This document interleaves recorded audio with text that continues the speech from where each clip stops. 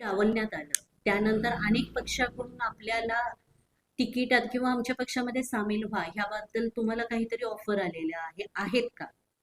मला बऱ्याच पक्षातून म्हणजे भारतीय जनता पार्टी असू दे, राष्ट्रवादी घड्याळ असू दे, बाकीच्या पक्षातनं पण मला ऑफर आल्या. खरं पण मी माझ्या नेत्याचा एकनिष्ठ आहे आणि मी माझ्या नेत्याच्या बरोबरच राहून आजपर्यंत काम करत आलोय.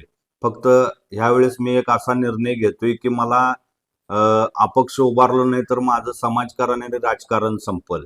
माझं तिकीट दावललंय म्हणून मी माझ्या नेत्याला दोष देत नाही किंवा माझ्या पक्षाला दोष देत नाही. मला लढायचं आहे, मी पहिल्यापासून लढतच आलोय आणि या सांगली सिटीमध्ये मी जयंत पाटलांसाठी लढतच आलतो आणि लढतच राहणार.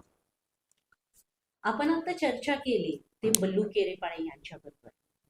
जरी पक्षाने तिकीट डावललेलं असेल तरी आम्ही साहेबांची साथ सोडणार नाही असा म्हणणारा कार्यकर्ता हा क्वचितच भेटतो.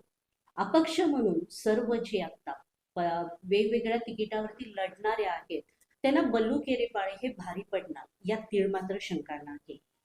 अमन एक्सप्रेस चॅनलसाठी मी तस्लीम.